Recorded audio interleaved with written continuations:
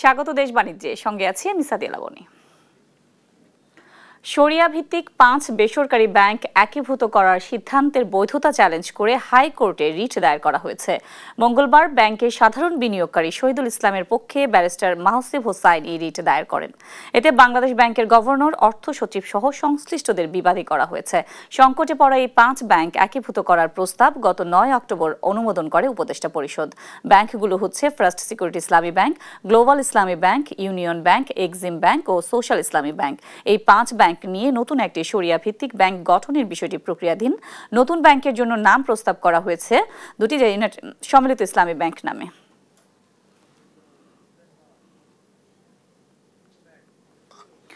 5 bank একীভূত হয়ে নবগঠিত সম্মিলিত ইসলামী ব্যাংকের পরিচালনা পর্ষদে দ্রুত সময়ের মধ্যে পরিবর্তন আসছে বলে জানিয়েছে বাংলাদেশ ব্যাংক। মঙ্গলবার বাংলাদেশ ব্যাংকের মুখপাত্র আরিফ হোসেন খান সাংবাদিকদের কথা বলেন। জানান, শুরুতে সম্মিলিত ইসলামী ব্যাংকের পর্ষদে সরকারি কর্মকর্তাদের রাখা হয়েছে কৌশলগত কারণে। তবে এই ব্যাংক চূড়ান্ত লাইসেন্স পাওয়ার পর প্রতিষ্ঠানটির পরিচালনা পর্ষদে বেসরকারি খাতের অভিজ্ঞদেরও যুক্ত করা হবে। ফলে ব্যাংকটি একটি শক্তিশালী আর্থিক প্রতিষ্ঠানে পরিণত হবে। প্রস্তাবিত ব্যাংকটির পরিচালনা পর্ষদের চেয়ারম্যান আর্থিক প্রতিষ্ঠান বিভাগের সচিব নাজমা মোবারক, অন্য সদস্যরা অর্থ বিভাগের সচিব ডক্টর মোহাম্মদ খায়রুজ্জামান মজুমদার, প্রধান উপদেষ্টার কার্যালয়ের সচিব এম সাইফুল্লাহ পান্না, ধর্ম বিষয়ক মন্ত্রণালয়ের সচিব মোহাম্মদ কামাল উদ্দিন, অর্থনৈতিক সম্পর্ক বিভাগের সচিব মোহাম্মদ শাহরিয়ার কাদের সিদ্দিকী, অর্থ বিভাগের যুগ্ম সচিব মোহাম্মদ রাশেদুল আমিন এবং আর্থিক প্রতিষ্ঠান বিভাগের যুগ্ম সচিব শেখ ফরিদ। এই পর্ষদই চূড়ান্তভাবে থাকবে না। পর্ষদ অনুমোদন, ব্যাংকটি অনুমোদন প্রাপ্তির পর হয়তোবা দেখা যাচ্ছে প্রথম বোর্ডেই 2-1 জন পরিচালক পদত্যাগ করে, পর্ষদ সদস্য পদত্যাগ করে ফেললেন। সেখানে নতুন আবার প্রাইভেট সেক্টর থেকে লোক এখানে ইনকর্পোরেট করা হলো। এটা হবে, এটা রাষ্ট্র এই প্রতিষ্ঠানকে কুক্ষিগত করার উদ্দেশ্যে এই উদ্যোগ নেয়নি, বরঞ্চ সাধারণ মানুষকে বিপদ থেকে রক্ষা পাওয়ার মানসিকতা নিয়ে কিন্তু সরকার এই ব্যাংকটিকে দাঁড় করাতে যাচ্ছে। নির্বাচনের আগে আনসারদের জন্য 17,000 শর্টগান কেনা হবে বলে জানিয়েছেন অর্থ উপদেষ্টা সালেউদ্দিন আহমদ। আর পুলিশের জন্য বডি ক্যামেরা কেনার জন্য পর্যালোচনা চলছে বলেও জানান তিনি। তবে এ সংখ্যা অনেক কমে আসবে বলে জানান তিনি। মঙ্গলবার সচিবালয়ে ক্রয় সংক্রান্ত উপদেষ্টা পরিষদ কমিটির বৈঠকে এই সিদ্ধান্ত নেওয়া হয়। বৈঠক শেষে অর্থ উপদেষ্টা বলেন, আনসারদের অস্ত্রগুলো অনেক পুরনো হয়ে গেছে, তাই নতুন করে এই অস্ত্রগুলো কেনার উদ্যোগ নেওয়া হয়েছে। অর্থ উপদেষ্টা বলেন, ভোট কেন্দ্রের নিরাপত্তার জন্য বডি ওয়ার্ন ক্যামেরা কেনার বিষয়টি পর্যালোচনা করা হচ্ছে। তবে এই সংখ্যা 40,000 নয়, আরও কমে আসবে বলেও জানান তিনি। জানান, চাহিদা থাকায় 1 কোটি পাসপোর্টের বই কেনার জন্য বরাদ্দের সিদ্ধান্ত হয়েছে। এছাড়া সংকট বিবেচনায় ইপিআই টিকা কেনা হবে।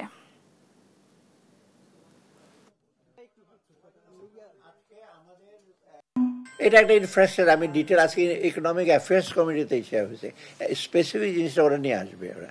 আর ওটা করবে তো আপনার IOM করবে, ওটা কোনো প্রাইভেট সংস্থা নয়, ইন্টারন্যাশনাল অর্গানাইজেশন মাইগ্রেশন, যারা ওটা স্পেশালাইজ, ওদেরকে দেয়। স্বর্ণ ও হীরা চোরাচালানের মাধ্যমে 678 কোটি টাকা মানি লন্ডারিং এর অভিযোগে ডায়মন্ড ওয়ার্ল্ডের মালিক দিলীপ আগারওয়ালের বিরুদ্ধে মামলা করেছে সিআইডি। মঙ্গলবার এক বিজ্ঞপ্তিতে তথ্য জানানো হয়েছে। এতে বলা হয়, চোরাচালানের মাধ্যমে স্বর্ণ ও হীরা সংগ্রহ করে অবৈধ পন্থায় অর্জিত 678 কোটি টাকা মানি লন্ডারিং এর প্রাথমিক সত্যতা পাওয়ায় ডায়মন্ড ওয়ার্ল্ডের মালিক দিলীপ কুমার আগারওয়ালের বিরুদ্ধে মামলা করেছে সিআইডির ফাইন্যান্সিয়াল ক্রাইম ইউনিট। 2024 সালের 29 সেপ্টেম্বর সিআইডি ঢাকার financial crime unit diamond world লিমিটেডের আর্থিক লেনদেন নথিপত্র, ব্যাংক হিসাব পর্যালোচনা করে অনুসন্ধান শুরু করে। প্রাথমিক তথ্য প্রমাণে চোরাচালান ও উৎসহীন অর্থ উপার্জনের সত্যতা মেলায় মামলার সিদ্ধান্ত নেয় সিআইডি। এবারে দেশ বাণিজ্যের বিশ্লেষণ।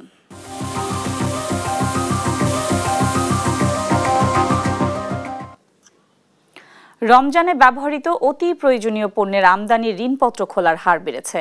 কেন্দ্রীয় ব্যাংক বলছে, ডলার সংকট না থাকায় আমদানিকারকরা চাহিদা মতো ঋণপত্র খুলতে পারছেন। সেই সাথে স্থিতিশীল আছে ডলারের দামও। ফলে আসছে রমজানে বাজার স্থিতিশীল থাকবে বলে আশাবাদী কেন্দ্রীয় ব্যাংক। বিস্তারিত প্রতিবেদনে।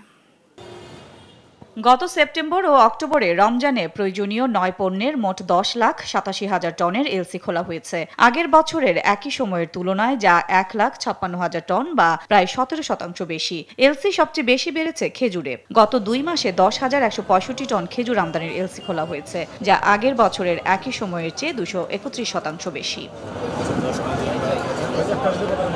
কেন্দ্রীয় ব্যাংক মুখপাত্র জানিয়েছেন, দেশে বর্তমানে ডলার সংকট নেই, সেই সাথে স্থিতিশীল আছে ডলারের দামও। ফলে ব্যবসায়ীরা চাহিদা অনুযায়ী এলসি খুলতে পারছেন। সব মিলে আগামী রমজানে পণ্যমূল্য সহনীয় থাকবে বলে আশাবাদী তিনি। ব্যাংকগুলোতে ডলারের ক্রাইসিস এই মুহূর্তে নেই, অর্থাৎ তারা এলসি খোলার ক্ষেত্রে তাদের কোনো বাংলাদেশ ব্যাংকের দ্বারস্থ হতে হবে না এবং পেমেন্ট দেওয়ার ক্ষেত্রে তাদের খুব দুশ্চিন্তা করতে হবে না। আশা করি যথাসময় এই পণ্যগুলি চলে আসবে এবং গত বছরের মতো আগামী বছরও আপনারা বলতে সাধারণ মানুষ ভোগ্য পণ্য একটি স্থিতিশীল দামের মধ্যে পাবেন। বাজারে পণ্যের ঘাটতি না থাকলেও দামের ক্ষেত্রে খুব বেশি পার্থক্য হবে না বলছে ব্যবসায়ীরা। সাধারণ ভোক্তাকে এর সুফল দিতে ভ্যাটের হার কমানোর পরামর্শ তাদের। ইম্পোর্টের ক্ষেত্রেও কিন্তু আমাদের শিপমেন্ট লাইন যখন ব্যস্ত থাকে, হ্যাঁ, তখন কিন্তু ভেসেল ডিলে হয়, হ্যাঁ। আর ডলার রেট যদি আমাদের যদি স্টেবল না থাকে, এরকম আপ ডাউন করতে থাকে, সেক্ষেত্রেও কিন্তু আমাদের খরচটা কিন্তু বেড়ে যাচ্ছে। আর বেড়ে গেলে আপনি কি করে আপনি বাংলাদেশের মার্কেটে এটাকে চিপার করে দিবেন? যদিও আমরা সবসময় চাই যে মোর সেল লেস, মানে আমরা চাই যে বেশি বিক্রি হোক, কম প্রফিট থাকুক। আমদানিতে ব্যবসায়ীদের এলসি খুলতে নগদ মার্জিন ঋণ শিথিল করেছে বাংলাদেশ ব্যাংক। এর ফলে আসছে রমজানে ভোগ্যপণ্য 90 দিন বাকিতে আমদানি করতে পারবেন আমদানিকারকরা। তবে বাজার নিয়ন্ত্রণে ভোক্তা অধিকার সংরক্ষণ অধিদপ্তরকে তৎপর থাকার আহ্বান আমদানিকারকদের। ব্যবসায়ীরা যদি আমরা সিন্ডিকেশন করে প্রোডাক্ট নিয়ে আমরা বাজারের ভোক্তাদের কাছে যে বেশি দামে বিক্রি করি। সাদিয়া লাবনী, দেশ টিভি, ঢাকা। রমজানে ব্যবহৃত ভোগ্যপণ্যের আমদানি পরিস্থিতি নিয়ে বিস্তারিত আলোচনায় আমাদের সঙ্গে যুক্ত হচ্ছেন বসুমতী গ্রুপের চেয়ারম্যান ZM গোলাম নবী। আপনাকে স্বাগত দেশ বাণিজ্যে। আপনাকে এবং দেশ টিভির সকল দর্শকবৃন্দের প্রতি আমার সালাম। আসসালামু আলাইকুম। জি, আমরা যেমনটি দেখছিলাম বাংলাদেশ ব্যাংকের প্রতিবেদনে বলা হয়েছে রমজানে ব্যবহৃত পণ্যের আমদানি ঋণপত্র প্রায় 17% বেড়েছে। আমদানিকারক হিসেবে আপনার কাছে আসলে বিষয়টা জানতে চাই আমরা বিস্তারিত। ধন্যবাদ। বিষয়টি হলো যে আমাদের কোন কোন ক্ষেত্রে, যেমন খেজুরের সাধারণ চাহিদার তুলনায় আমরা প্রায় 78% রমজানে আমাদের চাহিদা বেড়ে যায়। তেলের ক্ষেত্রে আমাদের 22 থেকে 24% পর্যন্ত বিগত বছরে আমাদেরকে আমদানি বেড়ে যায়, চাহিদা বেড়ে যায় স্বাভাবিকের তুলনায়। সোলার ক্ষেত্রে আমাদেরকে সাধারণ চাহিদার তুলনায় রমজানে 63% চাহিদা আমাদের বেড়ে যায়। এক একটা পণ্যের এক এক রকম চাহিদা আমাদের তৈরি হয়। তো সেটা এভারেজ যদি 17% এলসি যদি বেড়ে থাকে, তো সেটা আমি বিস্তারিত এখানে এক গ্লাস বোঝা যাবে না। কারণ এখানে আমাদের পেঁয়াজের বিষয়টি হলো, রমজান যখন শুরু হবে তখন আগাম জাতের পেঁয়াজ আমাদের বাজারে আমরা পেয়ে যাব। কিছু স্থানীয়ভাবে মটর, জি আমরা কিন্তু প্রতিবেদনে দেখেছিলাম, জি প্রতিবেদনে কিন্তু আমরা দেখেছিলাম যে খেজুর, ছোলা, মটর ডালের আমদানি ঋণপত্র বাড়লেও পেঁয়াজ, আদা, রসুনের আমদানি আসলে ঋণপত্র বাড়েনি। এই বিষয়টাকে কিভাবে দেখছেন? এর পিছনে কারণ হচ্ছে যে আগাম জাতের পেঁয়াজ এবং আদা আমরা ওই সময় রমজানের শুরু থেকে আমরা পেয়ে যাব আশা করছি। সেক্ষেত্রে আমাদের আমদানির প্রয়োজন হবে না, দুর্যোগ না হয়। জি, এটা দুর্ভোগ আসার সুযোগ নাই। জি, বাংলাদেশ ব্যাংক বলছে দেশে ডলার সংকট নেই। আমদানিকারক হিসেবে আসলে আপনার কাছে জানতে চাই, আপনার ডলার সংকট না থাকার কারণে, মানে ব্যয় নীতি সংকুচিত করার কারণে বাংলাদেশ ব্যাংকের ডলার সংকট নাই। তার মানে এই না যে অর্থনৈতিক অবস্থা আমাদের খুব মজবুত হয়ে গিয়েছে, সেটি না। একটি হচ্ছে তাদের ব্যয় সংকোচন নীতির ফলে ডলারের একটা স্থিতিশীল অবস্থা তৈরি হয়েছে, সেটা দিয়ে সার্বিক বিবেচনা করার কোনো সুযোগ নাই। কারণ এখানে অন্য অনেকগুলো ব্যাংক একসাথে ক্ষতিগ্রস্তের মধ্যে পড়ে যাওয়ার কারণে যে ব্যাংকগুলো সচল আছে বা যারা যোগান দিতে চাচ্ছে তারা অত্যন্ত সতর্ক, তারা অত্যন্ত কনজারভেটিভ ওয়েতে ব্যবসায়ীদের সাথে তাদের আদান প্রদান শুরু করেছে। এইখানে রাতারাতি পরিবর্তন হওয়ার কোনো সুযোগ নাই। আগে যেমনটা ছিল ডলার সংকট ছিল, আপনারা আমদানি ঋণপত্র খুলতে গেলেও ডলারের একটা সংকট ছিল, ডলার রেটও বেড়ে গিয়েছিল। এখন তো ডলারের দামটা স্থিতিশীল, তো সেক্ষেত্রে আসলে আপনারা এই ঋণপত্র খোলার ক্ষেত্রে কি ধরনের অসুবিধা কিছু ফেস করছেন কিনা?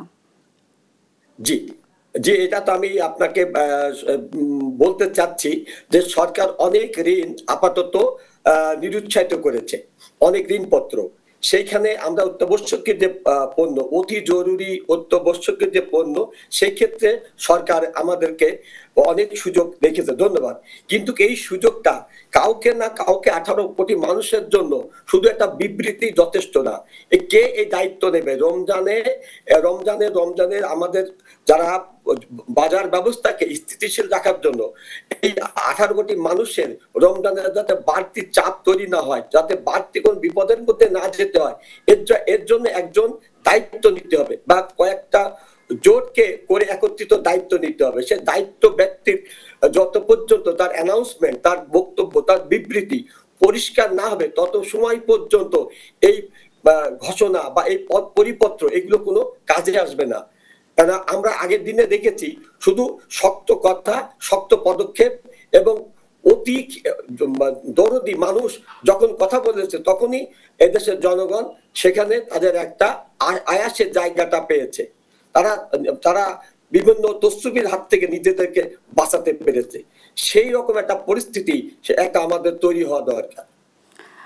আমদানিটা আমাদের জন্য, জি বলুন। আমরা তো দেখছি যে আমদানি ঋণপত্রর পরিমাণ বেড়েছে, সেক্ষেত্রে আমদানিও দেশেও কিন্তু পণ্যের সরবরাহ বাড়বে রমজানে। আসলে পণ্যের সরবরাহ বাড়বে, দামটা কি আসলে নিয়ন্ত্রণ করা সম্ভব? আপনারা কম দামে কি পাবে সাধারণ মানুষ? আমদানি বাড়ার পিছনে কিছু আমদানি বাড়ার লক্ষণটা ভালো, কিন্তু এটা যে উদ্দেশ্যে বাড়ানো আমদানি করা হচ্ছে সেই উদ্দেশ্যে ব্যবহার করা হচ্ছে কিনা। কেননা কিছু ব্যবসায়ী আছে আমাদের মধ্যে আছে যারা এটাকে মজুত করে, রমজানের পণ্য নিয়ে এসে তারা রমজানের অনেক শুল্ক সুবিধা পায়, অনেক ধরনের তারা ফ্যাসিলিটি এনজয় করে, কিন্তু ওই পণ্যটা রমজানের যোগান দিতে চায় না। এই কিছু অসাধু ব্যবসায়ী, কিছু মজুতদারি, তারা যাতে কোন রকম কোনো সুযোগ গ্রহণ করতে না পারে। শুধু একটি ঘোষণায় একটা 18 কোটি মানুষের জন্য যথেষ্ট নয়। এখানে অনেকগুলো সংস্থা, বিশেষ করে 8টি সংস্থা যদি একবারে তারা মানে আন্তরিকতার সাথে, দেশপ্রেমের সাথে মানুষকে বাঁচানোর চেষ্টা নিয়ে, এই ব্রত নিয়ে যদি তারা পরস্পর মাঠে কাজ করে, তাহলে সরকার যে যথেষ্ট ঘোষণা দিয়েছে এটা এই দেশের 18 কোটি মানুষ বা রোজার সময় মানে যে গুলো ভোগান্তি হয় সেটা হওয়ার কোনো সম্ভাবনা হবে না। আর এই জায়গায় যদি কোনো ঘাটতি থাকে মনিটরিং ব্যবস্থায়, তাহলে যেটা হবে সেটা এখন বলা মুসিবত। ব্যবসায়ীদের জন্য তো সুযোগটা থাকলো আমদানির পরিমাণ বাড়ানোর জন্য। আমদানি বেশি হলে আমাদের সাধারণ ভোক্তাদের ধারণা, যদি দেশে আমদানি বেশি হয় পণ্যের, সেক্ষেত্রে সরবরাহ বেশি হলে দাম নাগালে আসবে, কিন্তু আসলে কিন্তু আমরা কোনো রমজানি তেমনটা চোখে পড়ে না। আসলে সেই বিষয়ে আপনার কিছু বলার আছে কিনা?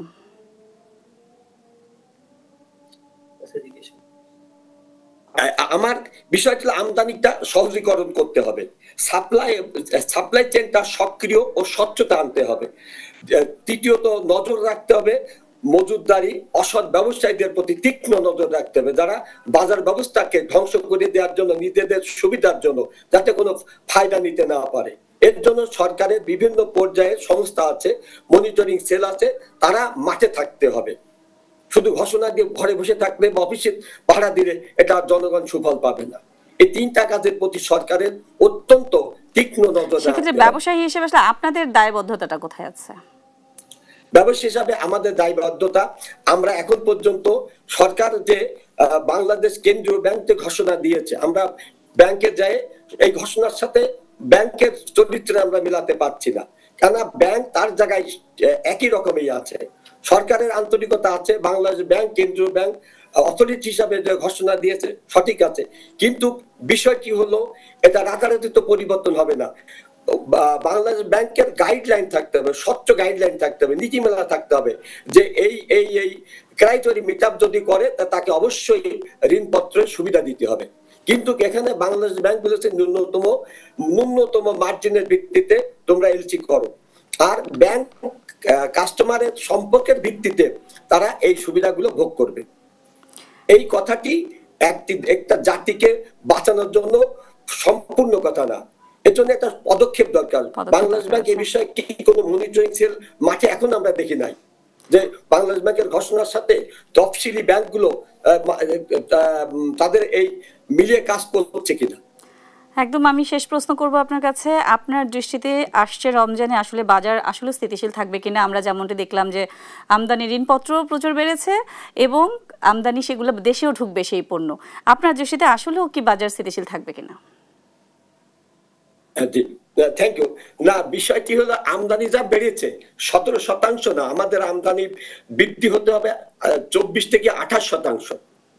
বর্তমান যে 17% এই বাজার ব্যবস্থা নিয়ন্ত্রণ করা যাবে না, কেন বিগত দিনে যে আমাদের 3টা অর্থবছরের হিসাব আছে, আমরা তা মিলিয়ে দেখেছি যে 17% যথেষ্ট না। কম মানে ইন এভারেজ মানে আমাদের 24 থেকে 18% উন্নতি করতে হবে, তাহলে এই বাজারে রমজানের সংকটটা আমরা নিয়ন্ত্রণের মধ্যে নিয়ে যেতে পারবো আমদানি কারক হিসাবে।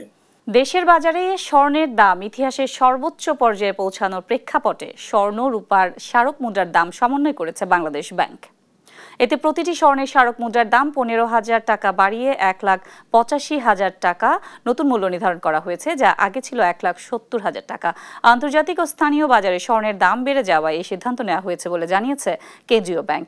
নতুন দাম অনুযায়ী 22 ক্যারেট স্বর্ণের তৈরি 10 গ্রাম ওজনের স্মারক মুদ্রা এখন বিক্রি হবে 1,85,000 টাকায়। এদিকে বাজারে প্রচলিত 11 ধরনের স্মারক রৌপ্য মুদ্রার দামও বাড়ানো হয়েছে। 20 গ্রাম থেকে 31.47 গ্রাম ওজনের এসব রৌপ্য মুদ্রার নতুন দাম নির্ধারণ করা হয়েছে 14,000 টাকা, যা এতদিন ছিল 8,500 টাকা। এখন জানিয়ে দিচ্ছি পুঁজিবাজারের আজকের দিন শেষে লেনদেন পরিস্থিতি। ঢাকা স্টক এক্সচেঞ্জে আমরা আজ দেখতে পাচ্ছি ডিএসএক্স সূচক 71 পয়েন্ট বেড়ে দাঁড়িয়েছে 4,846 পয়েন্টে। এছাড়া ঢাকা স্টক এক্সচেঞ্জে লেনদেন হওয়া প্রতিষ্ঠানগুলোর মধ্যে দাম বেড়েছে 320টির, কমেছে 38টির, অপরিবর্তিত রয়েছে 19টির দাম। এছাড়া লেনদেন হয়েছে 475 কোটি 53 লাখ টাকা, যা গত দিনের তুলনায় 127 কোটি টাকা বেশি। এছাড়া যদি আমরা দেখি ডিএসসিতে লেনদেন হওয়া প্রতিষ্ঠানগুলোর মধ্যে টপ গেইনারের তালিকায় আজ প্রথম অবস্থানে ছিল এমএল ডাইং, দ্বিতীয় অবস্থানে রহিম টেক্সটাইল মিলস পিএলসি, তৃতীয় অবস্থানে ইনটেক লিমিটেড। এছাড়া টপ লুজারের তালিকা যদি আমরা দেখি সেক্ষেত্রে চট্টগ্রাম স্টক এক্সচেঞ্জের আজ টপ লুজারের তালিকায় আজ প্রথম অবস্থানে ছিল প্রোগ্রেসিভ লাইফ ইন্স্যুরেন্স কোম্পানি, দ্বিতীয় অবস্থানে Exim bank first mutual fund, তৃতীয় অবস্থানে লিব্রা ইনফিউশনস। চট্টগ্রাম স্টক এক্সচেঞ্জের যদি দেখি আমরা সার্বিক সূচক আজ বেড়েছে 157 পয়েন্ট, বেড়ে দাঁড়িয়েছে 13,526 পয়েন্টে। এছাড়া চট্টগ্রাম স্টক এক্সচেঞ্জে আজ লেনদেন হওয়া প্রতিষ্ঠানগুলোর মধ্যে বেশিরভাগেরই দাম বেড়েছে 140টির, কমেছে 16টির, অপরিবর্তিত রয়েছে 14টির দাম। এছাড়া লেনদেন হয়েছে 11 কোটি 13 লাখ টাকা। আমরা টাকার সঙ্গে প্রধান আন্তর্জাতিক মুদ্রার বিনিময় হার দেখে নিচ্ছি।